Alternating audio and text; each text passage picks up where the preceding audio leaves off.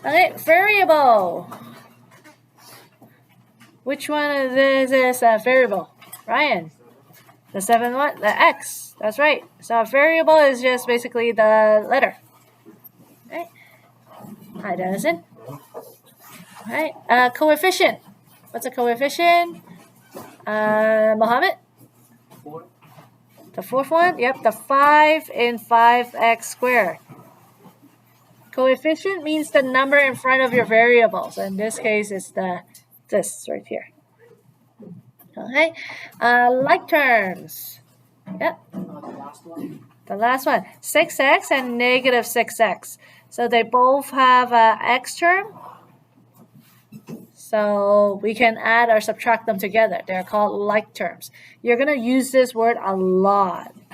All right, like terms. You're going to use this one a lot. Unlike terms. Yeah, Mohammed? Yep, 10y and 10y squared. Why are these unlike terms? What's the degree in this one? 1. What's the degree here? 2. Yeah, so the degrees are different, so that's why they are unlike terms. I cannot group them together. Binomial. Binomials mean 2 terms. So which one of these have 2 terms? Caitlin? The first one, right? 5x squared minus 1. So the one that's like you have to have a plus or minus sign to separate the terms. So this one is an example of a binomial. Okay. Trinomial, which means 3 terms. Which one has 3 terms? The third one, 3x squared plus 7x minus 1, separated by a plus and minus. So that's an example of a trinomial. Right? Expanding and factoring. These are the 2 that we're going to focus on. Expanding. Right? Yep, the second one. When we say expanding, it means going from bracket to no more brackets. So here, no brackets. Right? And factoring is the opposite, which is this one right here. Putting it in bracket form. So the brackets right here. That's factoring. Okay. I want to add in one more. Constant. All right. Constant is, for example, 5x squared minus 6. What's my constant here? Right? Oh, negative 6, right? Constant means the number by itself. So the negative 6 in 5x squared minus 6. Okay. What is the 5 called again? The negative 6 is called constant. What is the 5 called? Coefficient right here. All right, so remember the difference between these 2. A lot of people mix them up. Coefficient is the number in front of the variable, and the constant is the number with no variable. Okay? So those are some terminologies that you need to know. Now let's go back to grade 9. Recall from grade 9, we learned the distributive property. Right? What is the distributive property? Right? Distribute means if I multiply my monomial with a binomial, I have to distribute it. All right, distribute this into the bracket. Now, when I say distribute, am I talking about adding, subtracting, multiplying, or dividing? Yeah? Multiplying, that's right. So in other words for distributive property is you're multiplying the terms.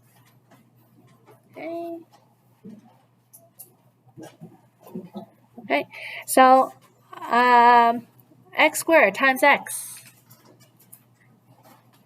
What's x squared times x? It's not 2x. X squared times x, what do you do to exponents? X to the power of 3. You add the exponents. So there's like an invisible 1 right here in the exponent.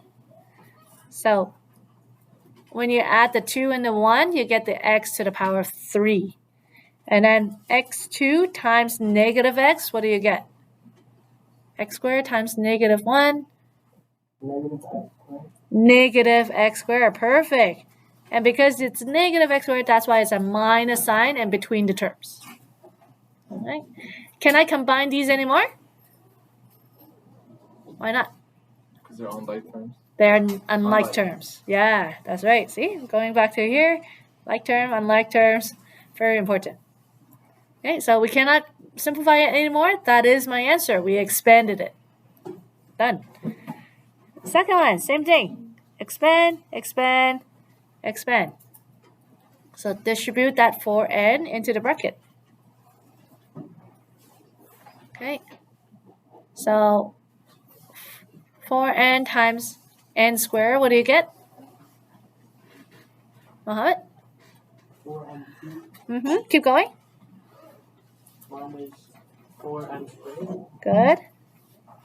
Plus 4n. Perfect. That's it. Okay. So when you multiply, you add the exponents. So the n times n is n squared because you do the 1 plus 1. Okay. Now, number 2. So monomial times a binomial. Monomial times a trinomial. But now, what happens when we do 2 monomials? When we try to multiply 2 monomials together, we use the word FOIL to help us. How many of you heard of the word FOIL before? One person? That's it? Only one person heard of FOIL? Okay, so FOIL represents first, outside, inside, last. It's just an acronym to help you remember the order of how we should distribute. So first means the first 2 terms in each bracket. And then we're going to multiply the outside 2 terms of each bracket. And then we multiply the inside 2 terms. And then we multiply the last 2 terms of each bracket. All right. My other grade 10 class said this is like a crescent moon. So you can do that too to help you remember the order. Okay. So let's do that order. First, 2x times x. What do you get? 2x times x equal? 2x squared. Perfect. Keep going. 2x times 1? 2x. Good. Is it positive or negative? Positive. Yep, so I have to put that plus sign in between to connect them. Negative 1 times x? Negative 1x. Negative 1x. And then lastly, negative 1 times positive 1. Negative 1. Yeah, that's it. Okay, is this my final answer? Mohammed? We can combine 2x and negative 1x. Perfect. Why? Why can I do that? They're like terms. They're like terms. See, I keep like drilling it in your head now. Like terms, unlike terms. All right, yeah, so these two, since they're x, I can combine them. I can group them together. So my final answer here, 2x squared plus 1x, or just plus x, and then minus 1. All right, and then that's it. I cannot combine any further. Okay, let's try this one. Y squared plus 4 in bracket times 2 minus y in bracket. Okay, so first, outside, inside, last. Who wants to give it a try?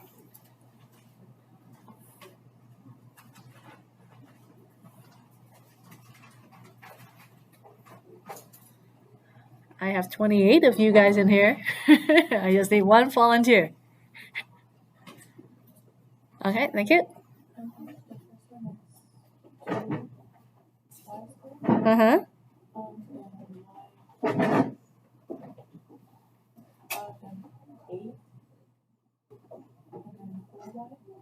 Okay. I like what you said, but doesn't it look very weird? Yeah, the signs. You're missing all the signs. So we need to connect these with plus or minus signs. So this was positive. This one was negative y cubed. So minus sign. This was positive 8, so plus 8. And this was negative 4y, so minus 4. Right? So remember to always connect the terms with the plus or minus. Hey, if you write it like this, it's good, but not perfect. How should I rearrange this? Yeah. Based on the degree. So how would I rewrite this based on the degree? So it will equal to negative y cubed, take away, sorry, where am I? Oh, plus 2y squared, take away 4y plus 8. Perfect. All right. So what Caitlin did was she didn't change anything. All she did was rearrange the order. We are supposed to write in descending order of powers. So degree 3, degree 2, degree 1, 0 degree. Okay. So this is the proper format when we write these. Okay. So so there's two things you need to remember. Two key one. What's x times x? Yeah. X squared. What is x plus x? Daniel? 2x. Yes. People always mix up these two. If you don't mix up these two, then you'll do fine in this chapter. All right, so make sure x times x is x squared, x plus x is 2x. Do you remind me why variables have a different next to them, but a single number not? You mean the exponent? Why is there an exponent beside a variable? Oh no, I meant how negative 4y had 1 degree next to it, and how 8 had 0. Oh, because good question. Degree only applies to variables. Okay. Yeah. So the 8 would have a degree 0. Okay. What if I do what's x plus x squared? If x times x is x squared, x plus x is 2x, what is x plus 2x squared? Okay. Rosie?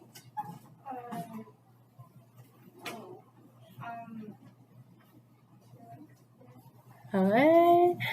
Mohammed? X2. Okay. Mommy? Alright. Keep going. Right?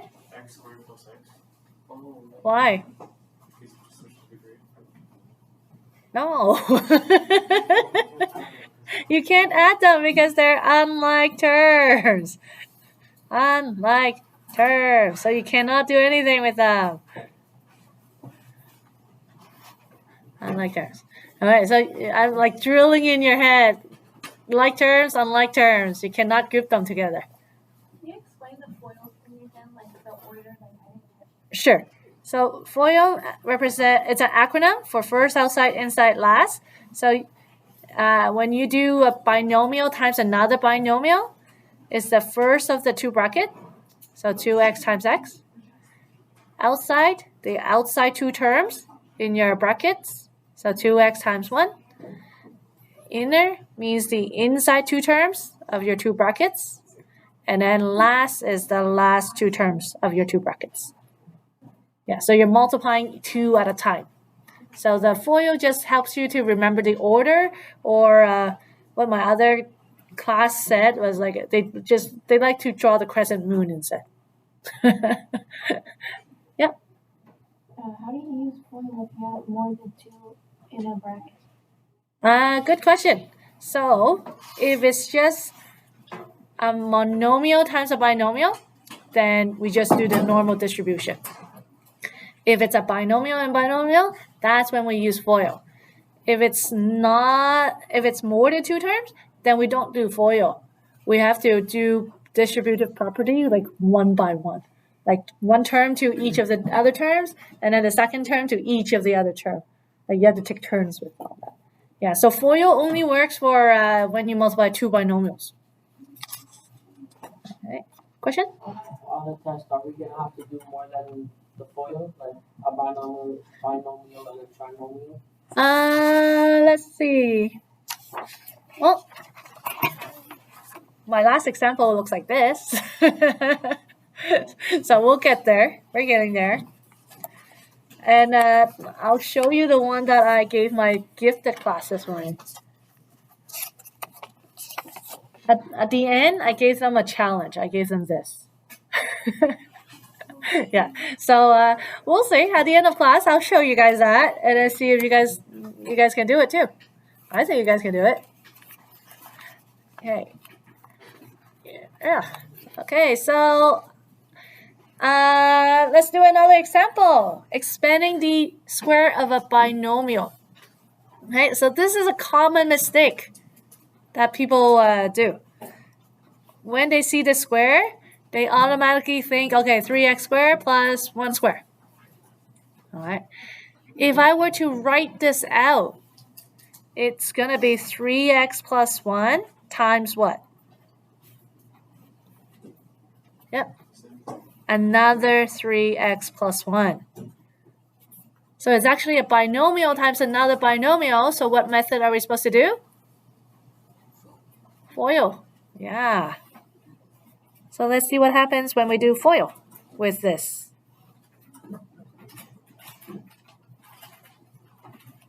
Right. So, Nikki, why don't you give this one a try? See if you know how to do FOIL. So 3x times 3x? You're timesing. Times. 3x times 3x? 9x. Yep. All right. 3x times 1? Mm-hmm. 1 times 3x? Mm-hmm. And then 1 times 1. Yeah. All right. So since FOIL, you have 4 steps, you should see 4 terms. After that, you can combine the like terms. So the 3x and the 3x, I can combine them. What would my final answer be here? Yeah, ready? 9x squared Mm-hmm. plus 6x. Yep. Perfect. Good. Can I simplify this any further? Nope, that's it. That's my answer. All right. So you see the similarity at the beginning when I said the common mistake people do. They would do 3x squared, which is 9x squared, and then the 1 squared, they get the 1. But if they just do that, they miss the middle term. They lose that middle term. Right? This. Okay. This is called difference of square. So you can use numbers. You can also use letters. Right. So for this one, a plus b times a minus b. FOIL, first, outside, inside, last. What's a times a? Yep. A times negative b. Mohammed, can you finish this up for us? Negative ab squared. No square, just negative ab. Yep. And then what about b times a? Ba. Yeah, plus ba. And then b times negative b? Negative b squared. Yeah. what happens to my middle two terms? Negative AB plus BA. Are they the same? Yeah. They just cancel. Cancels each other out. So what are you left with, Caitlin? A squared take away B squared. Yeah, A squared take away B squared. So this is a famous property. It's called difference of square. When you have the same term in each bracket, but one is plus, one is minus, you end up with just A squared minus B squared. Right, because the middle two terms cancel out. Okay. So looking at this, 3x, y, and a y. One is a plus, one is a minus. So is this a difference of square? Yeah. So this, if you do the FOIL, you'll see that the middle term cancel out. If you want to save yourself time, because you recognize that this is a difference of square, then you can just write this. The first term square, take away the last term square.